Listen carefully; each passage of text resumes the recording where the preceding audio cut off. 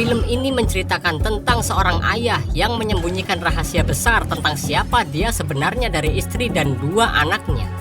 Hal itu dia lakukan karena dia berusaha melindungi keluarganya dari kejahatan yang brutal.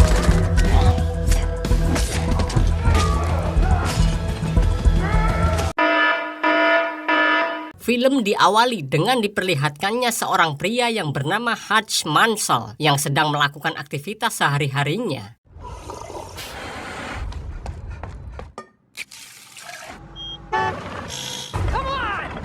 Hutch mempunyai seorang istri yang bernama Becca dan dikaruniai seorang anak laki-laki yang bernama Blake Mansell dan anak perempuan yang bernama Beta.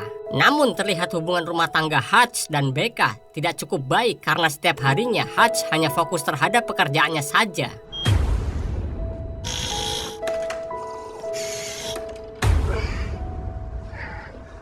Hingga di suatu malam, Hutch yang sedang memeriksa keadaan kedua anaknya itu dibuat kaget oleh dua orang pencuri yang memasuki rumahnya. Saat Hutch mencoba untuk melawan mereka, salah satu seorang penjahat di sana meminta Hutch untuk menyerahkan harta berharga miliknya. What about his watch? Is this worth something? Setelah melihat ciri-ciri dari perampok tersebut, secara tidak disangka, Blake tiba-tiba menyerang salah satu perampok. Saat Hutch akan menghantam si perampok dengan tongkat golf, tiba-tiba Hutch mengurungkan niatnya dan menyuruh anaknya itu untuk membiarkan kedua perampok itu kabur. I said let him go. What? Baby, let's go! Just take what you want to go, please. Shut up. Beberapa saat kemudian, terlihat kepolisian mulai datang atas laporan yang diberikan Hutch setelah terjadinya perampokan. Di situ, Hutch mengatakan kalau para perampok itu bisa masuk ke dalam rumahnya hanya menggunakan kardus pizza. Setelah mendapat penjelasan dari keluarga Hutch, pihak kepolisian berjanji akan secepatnya menangkap kedua perampok itu. I can't believe I let this happen.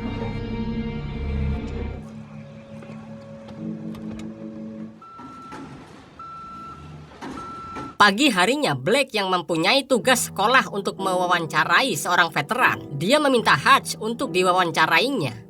Tetapi Hutch justru mengatakan kalau dia hanya seorang auditor saja dan justru menyuruh Blake untuk mewawancarai kakeknya saja.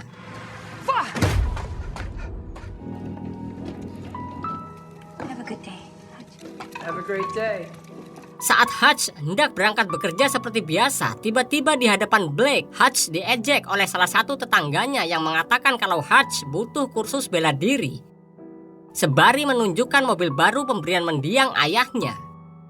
Karena tetangga Hutch yang sangat meremehkannya, lalu Hutch segera pergi meninggalkannya.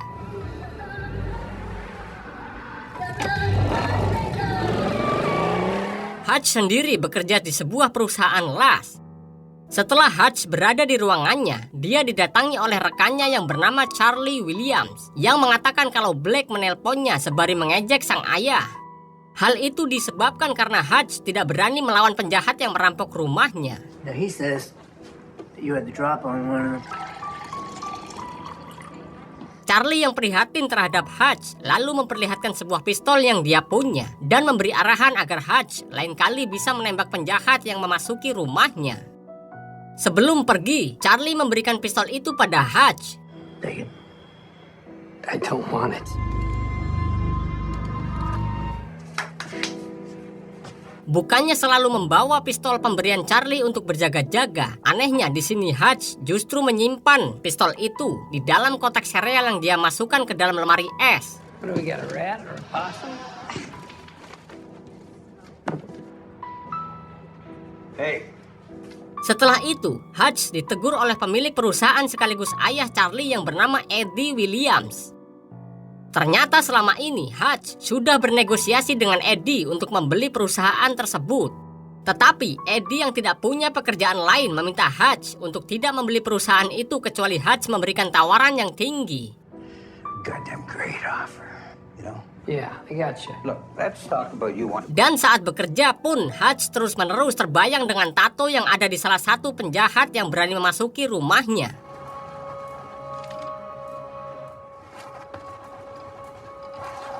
Ketika di ruang tempat kerjanya, Hutch membuka sebuah laci rahasia di lemari yang terdapat radio khusus di dalamnya.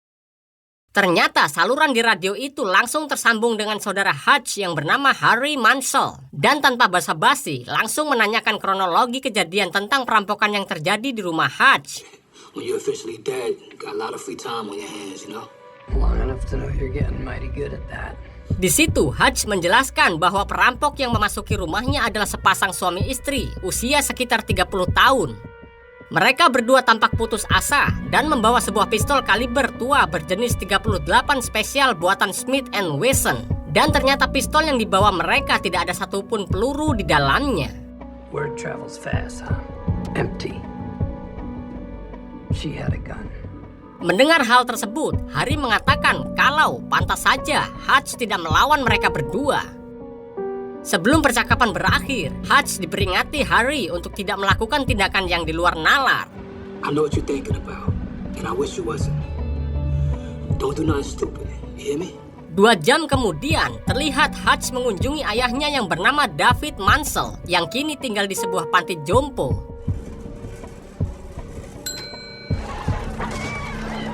Di sanalah terlihat dari sebuah foto kalau Hutch dulunya dibesarkan oleh David bersama Harry yang sebelumnya menghubungi Hutch. You been eating? What?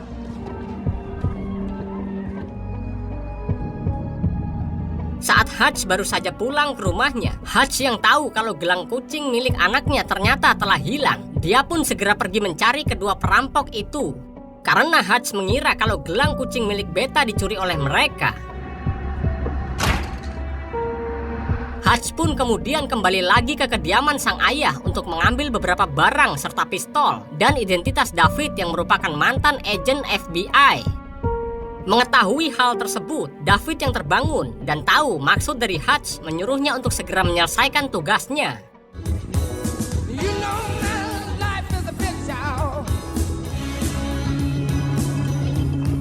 Kemudian, dia mendatangi di setiap tempat tato. Hutch menanyakan siapakah orang yang tahu identitas dari seseorang yang mempunyai tato seperti yang dia gambar.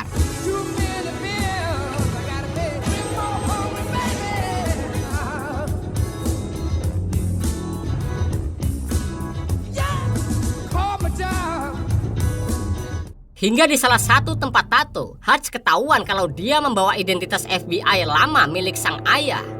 Saat Hutch hendak dipukuli oleh para pria di sana, secara mengejutkan, seorang pria yang melihat tato di lengan Hutch yang bergambar kartu 72, yang artinya mantan pasukan khusus. Karena kartu 72 adalah kartu yang dianggap sulit kemungkinan untuk menang, pria tersebut langsung pergi ketakutan.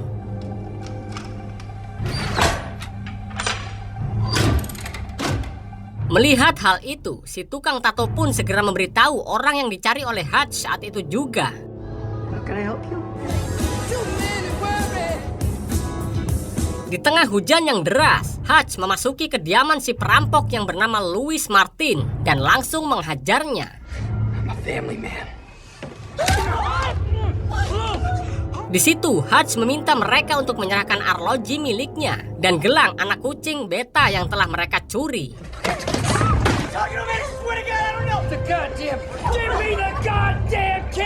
Saat Hutch akan menghabisi Louis karena tidak kunjung menyerahkan gelang tersebut, tiba-tiba terdengar rintihan bayi kecil yang saat dicek, Hutch melihat bahwa bayi kecil itu mempunyai sebuah penyakit yang harus bernafas menggunakan tabung oksigen. Melihat keadaan pasangan tersebut begitu mengkhawatirkan, Hutch yang emosi dan masih mempunyai rasa kemanusiaan pun sontak meninggalkan mereka. Di tengah perjalanan, Hutch yang sedang menaiki busway dibuat kaget oleh sekumpulan berandalan yang tiba-tiba menabrak sebuah pembatas jalan. Bukannya sadar dengan kelakuan mereka, sekelompok pemuda itu justru menaiki bus yang ditumpangi Hutch.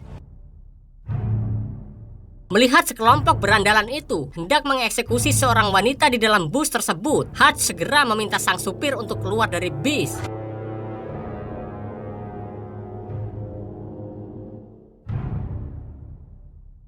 I hope these assholes like hospital food.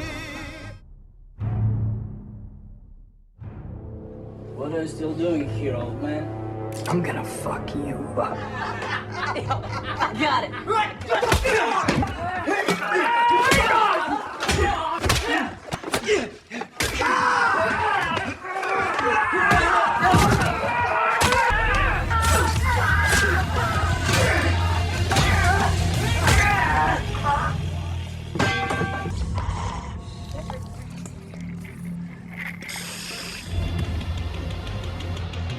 Beberapa waktu kemudian, terlihat Hutch yang baru tiba di rumahnya sedikit kecewa karena dia tidak bisa menemukan gelang kucing milik Beta.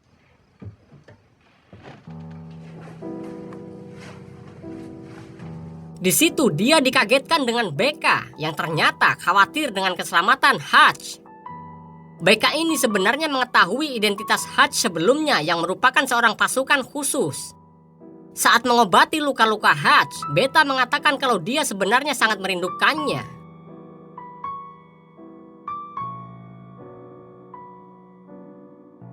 Sementara di sisi lain, terlihat seorang pria sekaligus pemilik bar yang bernama Yulian Kuznetsov yang baru tiba dan langsung menghibur para pengunjung.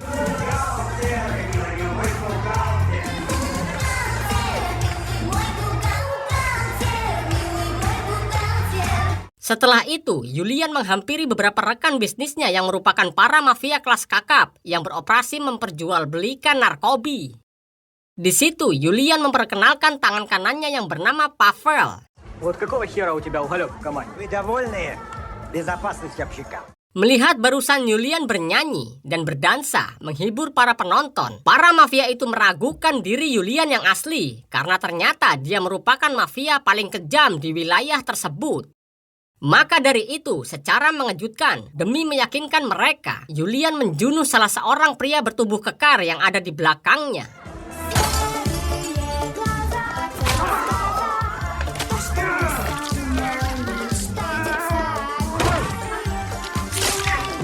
Meskipun ternyata Yulian justru menjunuh salah satu pemegang saham terbesar di OPSA, rekan bisnisnya tersebut tidak masalah karena mereka menemukan seseorang yang bisa menjaga dan mengelola semua uang mereka.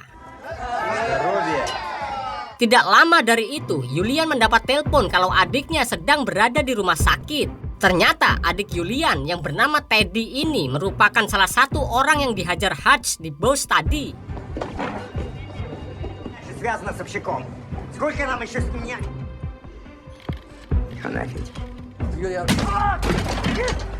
Demi memastikan kenapa Teddy bisa seperti itu, Yulian pergi ke ruangan tempat semua rekan Teddy dirawat.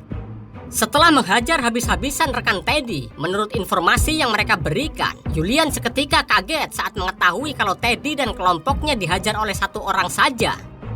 Saat Yulian menanyakan siapa orang itu, tanpa diduga salah satu rekan Teddy diam-diam mendapat kartu busway milik Hutch. Morning. Keesokan harinya, Blake yang melihat bahwa sang ayah mendapat luka di wajahnya, dia pun menanyakan kenapa dengan ayah. Hutch yang tidak mau perbuatannya diketahui oleh Blake hanya mengatakan kalau dirinya baru saja terjatuh. Tidak lama kemudian terdengar bunyi telepon dan saat diangkat oleh Hutch, telepon itu berasal dari The Barber Colin, atasan Hutch yang langsung menyuruh Hutch untuk pergi menemuinya karena Hutch sedang dalam bahaya.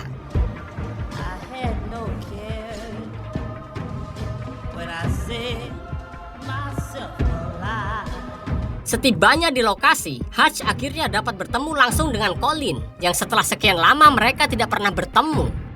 Di situ, Colin yang tahu tindakan Hutch semalam yang menyiksa adik dari Yulian, dia langsung memberikan berkas lengkap tentang Yulian. Ternyata, selain kujam dan brutul, Yulian kerap kali mengoleksi barang-barang seni yang tidak ternilai harganya. Semua itu didapat Yulian karena dia terhubung dengan OPSA dan didanai oleh mereka. Selain itu, ratusan juta dolar dalam bentuk tunai milik OPSA terus diputar, dicuci oleh Yulian setiap harinya. So he's a bad guy.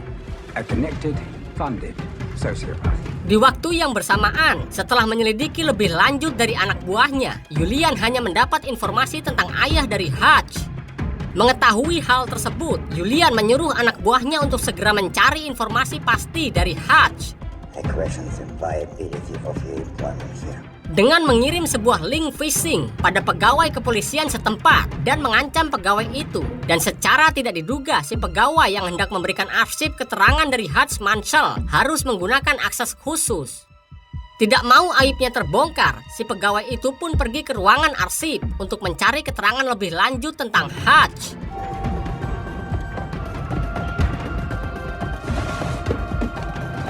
Tanpa diduga, saat berkas itu dibuka, dia hanya menemukan banyak sekali coretan serta gambar-gambar sadis dan hanya bertuliskan nobody. Karena hanya itu yang dia dapat, si pegawai pun langsung mengirimkannya pada anak buah Julian.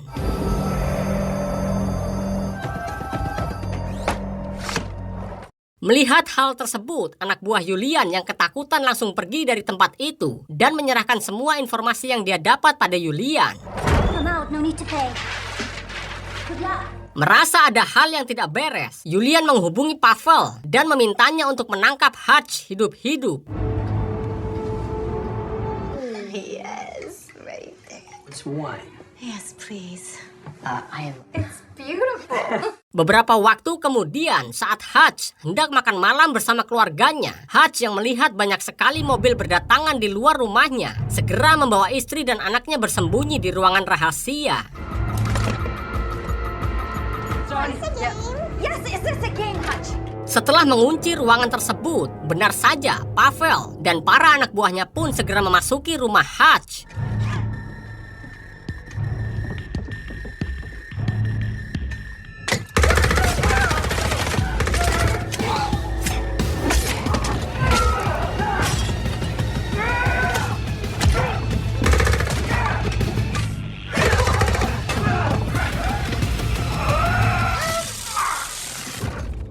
Saat di dalam perjalanan, Hutch yang berada di dalam bagasi mobil dan terborgol dengan nekat mematahkan salah satu jarinya agar bisa terbebas dari borgol. Saat Hutch membuka bagasi mobil dan mencari barang yang bisa digunakan, Hutch yang tidak mengenal rasa sakit sedikit pun langsung menyerang mereka.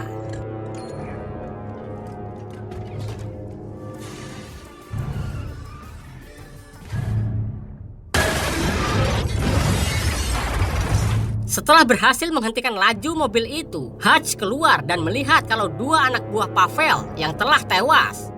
Di situ, Hutch yang melihat kalau Pavel dalam keadaan sekarat mencoba menceritakan dirinya yang merupakan seorang auditor. Sebelum menyelesaikan kisahnya, Pavel justru tewas di hadapan Hutch. Merasa masalah semakin rumit, Hutch pun menghubungi David untuk meminta bantuannya.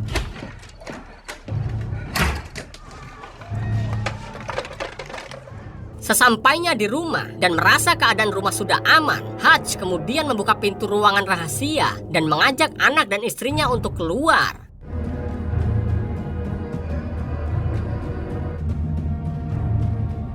Melihat banyak sekali mayat tergeletak akibat ulah Hutch, Blake yang baru tahu kehebatan sang ayah tampak kaget karena Hutch bisa mengalahkan mereka.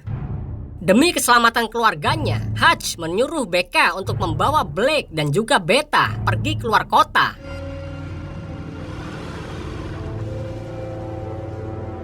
Tidak lama setelah kepergian mereka, Hutch mengambil beberapa harta simpanannya dan bercerita panjang lebar pada para penjahat yang telah dia habisi.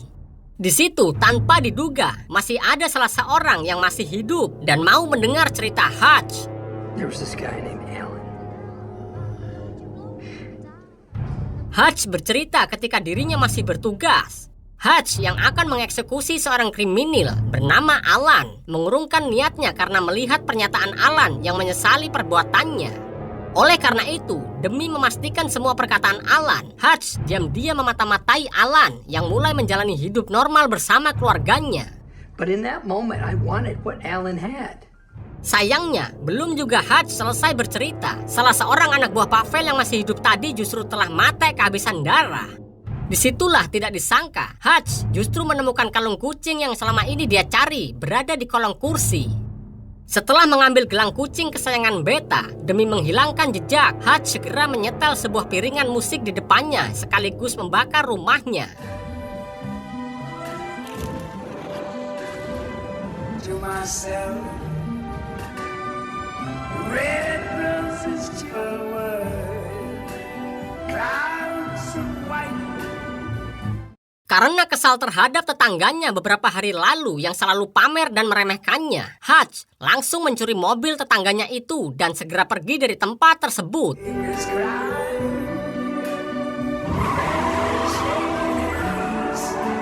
Sementara itu, di sisi lain, 2 orang suruhan Julian terlihat memasuki panti jompo dan hendak mengeksekusi David.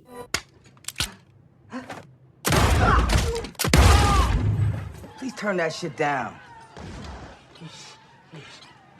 Beberapa waktu kemudian, tanpa diduga, Hutch pergi ke kantor dan menghampiri Charlie untuk memberikan beberapa keping emas yang dia punya untuk membeli tempat tersebut. Mendapat tawaran yang bagus dari Hutch, tentu saja Eddie yang tergiur dengan emas-emas tersebut menyetujuinya. Tetapi di situ Charlie yang tidak terima justru membuat Hutch emosi. Breathe deep, okay? Beruntung sebelum situasi semakin memburuk, selaku seorang ayah, Eddie mencoba membujuk Charlie untuk mau menjual tempat itu. Deal. Di waktu yang bersamaan, dari sebuah berita, Julian melihat kalau Pavel dan para anak buahnya telah mati.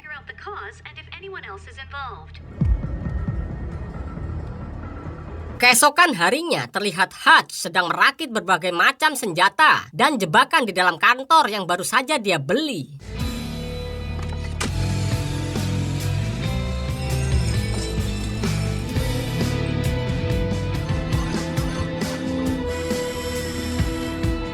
Tidak lama dari itu, dia dihubungi oleh Harry yang marah besar karena Hutch sudah bertindak di luar batas. Tanpa mempermasalahkan hal itu, Hutch yang sudah siap dengan konsekuensinya, dia pun langsung menutup teleponnya.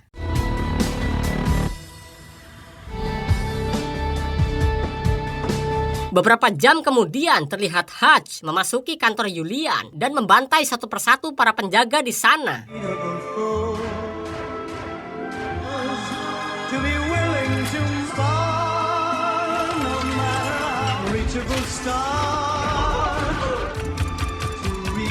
Sembari membawa sebuah lukisan yang amat berarti baginya, Hutch menghabisi semua para anak buah Julian yang ada di tempat itu.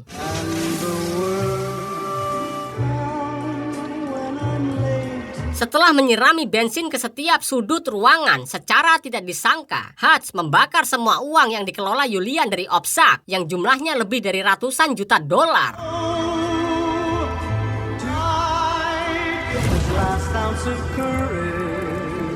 Satu jam kemudian terlihat Julian yang tidak tahu keadaan kantornya saat ini. Dia dihampiri Hutch yang sedang asik menyantap makanan di hadapannya. Mr. Mansell. Hal itu pun sontak membuat Julian kaget karena Hutch berani-beraninya datang ke tempat itu sendirian.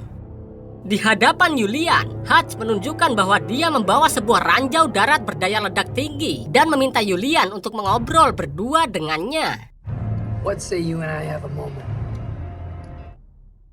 Pada kesempatan itulah, Julian dibuat emosi saat mengetahui bahwa Hutch baru saja membakar habis kantor tempat pencucian uang miliknya. Lalu, Julian bertanya pada Hutch kenapa Hutch tega menghabisi Teddy yang ternyata telah meninggal. Agar Julian tidak salah paham, Hutch pun mengatakan kalau sebelumnya dia sudah berusaha untuk menyelamatkan Teddy dengan memberikan sebuah sedotan agar dia bisa bernafas melalui sedotan tersebut. And live your life far from me and mine. Sebelum pergi, Hutch memperingati Julian agar segera meninggalkan tempat itu dan jangan pernah menampakkan dirinya lagi. Merasa diremehkan, Julian pun meminta semua anak buahnya untuk mengejar Hutch.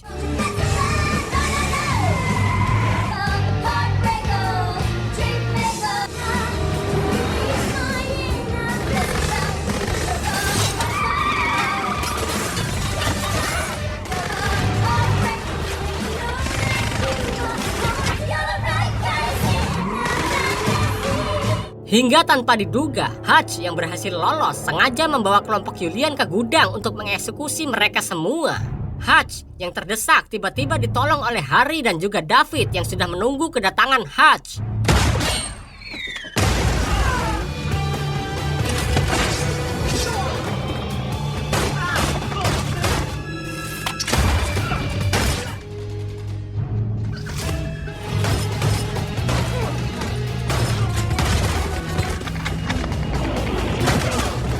Melihat hanya Julian saja yang masih bisa bertahan, Hutch yang membawa ranjau darat pun kemudian nekat menghampiri Julian. Setelah memasangkan ranjau udara tersebut ke sebuah kaca anti peluru, pada akhirnya Hutch berhasil menjunuh Julian beserta para anak buahnya.